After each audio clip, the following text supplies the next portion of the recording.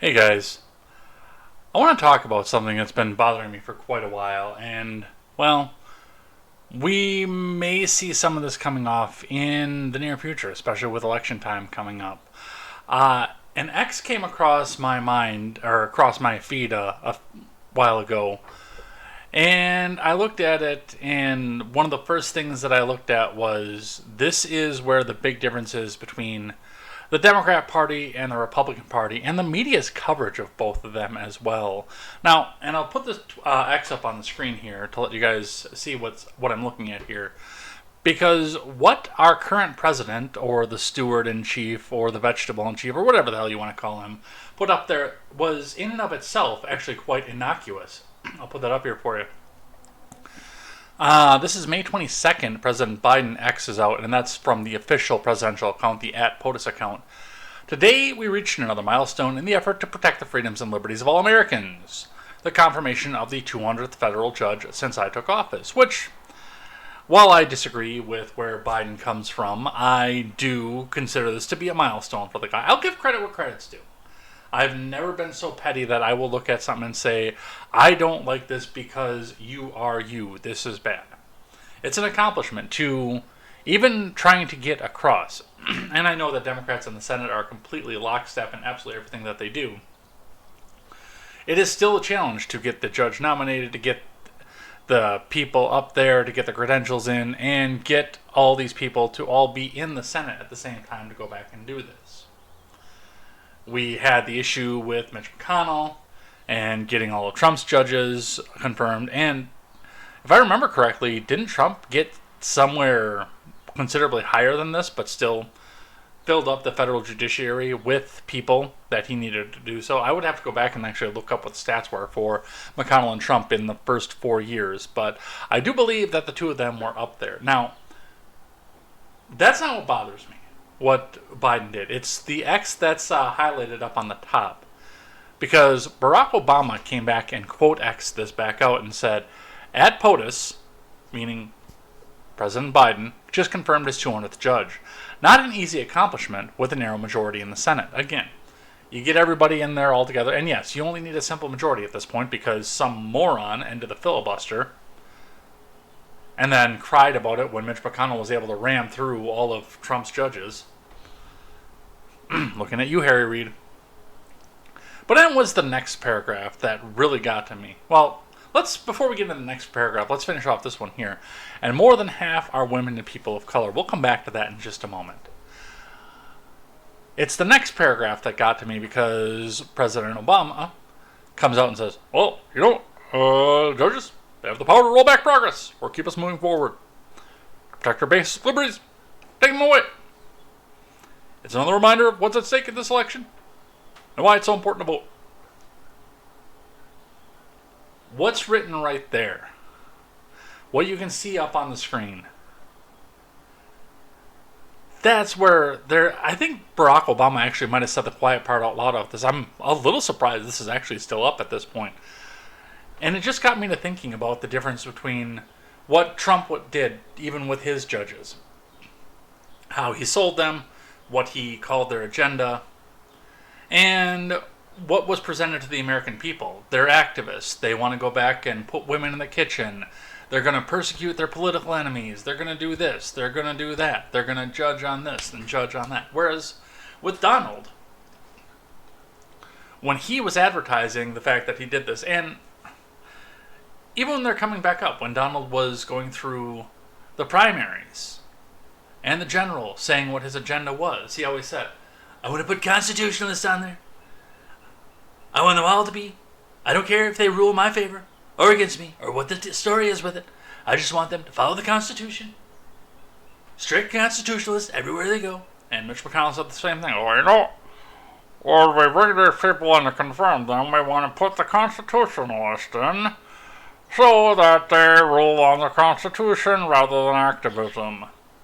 And yet we heard for 4 years, especially it was somebody controversial on the Supreme Court, like Kavanaugh, Barrett, and even Gorsuch, even though that one kind of slipped under the radar in comparison to the other two.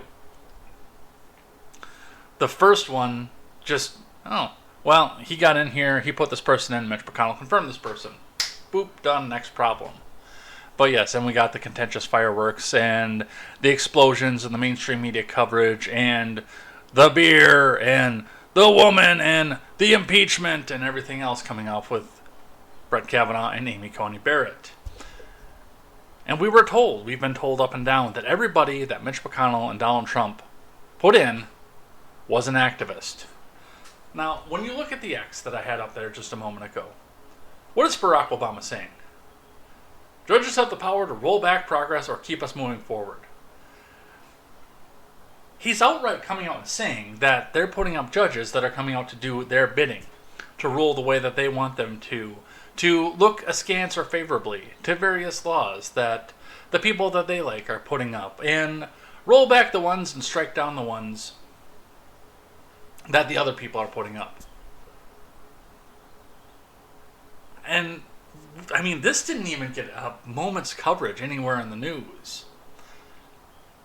I think it's partially because Barack Obama has no ability to make policy, but the other side of that is, I mean, this is what our members of the mainstream media seem to want them to do.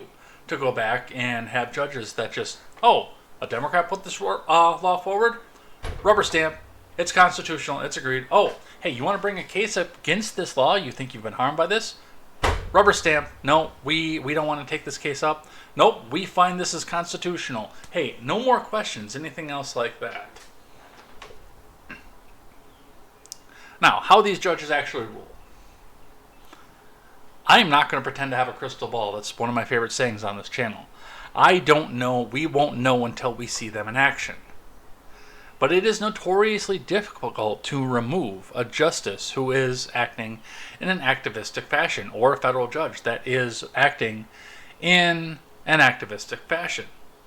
It's possible. We have impeachment proceedings in order to do so, but in order to get a member of Congress to come and bring the impeachment forward, to get the simple majority in the House, which is like herding cats at this point, and then to turn around and get a favorable Senate that can come back and remove, especially if you don't have the 60 votes off party. And these judges are sitting here and ruling in the favor of federal laws that the party that's trying to remove them, or I'm sorry, the off party, the one that's not trying to remove them, if these judges are, okay, let's put this into Democrat and Republican so we don't get confused off of this. So, Democrat president nominates a judge. Judge starts acting as a complete activist. Republicans come together. They herd their cats together. They actually get a simple majority together to vote and say, hey, we want to impeach this judge or justice. It gets the Senate, and the Senate is, let's even go a little bit bold into this direction. The Senate is 55-45 Republican. Mind you, this federal judge or justice, if we're going to the Supreme Court level, is consistently ruling in the favor of the Democrats, who are at the 45 minority. With the Constitution, they still have to come up with the 67 votes, 2/3 of the Senate, in order to come up with a conviction, and we're only 55-45. Even if we get this magical filibuster-proof majority, it is notoriously difficult to remove a justice or a federal judge, so I don't know. When I look at something like this, it bothers me. But when I see people like Barack Obama, like Biden, saying the quiet part a lot, some of it actually bothers me. And I know it's probably going to be a little bit more difficult to honk this time. And we're hearing even mainstream pundits say, oh yeah, no, Donald Trump is likely going to beat your next president here, coming up here. We don't have any more cards that we can play, anything else like that. Some of them are coming out and saying this.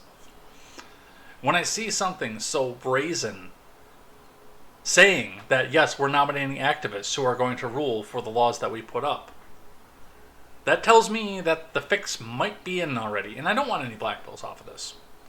That's not the point of coming out here and making this video. This, if in anything, I want you to get out there and make it harder to honk. If you want a certain candidate in your House of Representatives seat, in your Senate seat, in your state legislature seat, in your governor's office, in the presidency, you need to get out there and vote.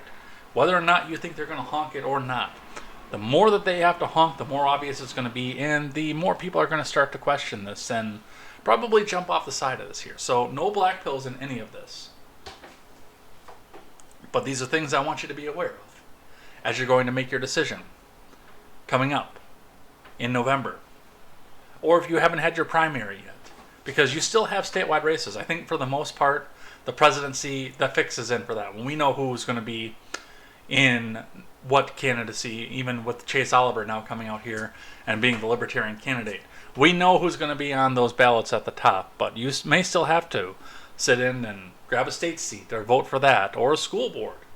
Always pay attention to your local elections because those affect your neighborhoods just as much as the federal government does, if not more. So that's where I'm going to go with this. And again, I wanted to just make you aware of this. Take care. Have a fantastic day.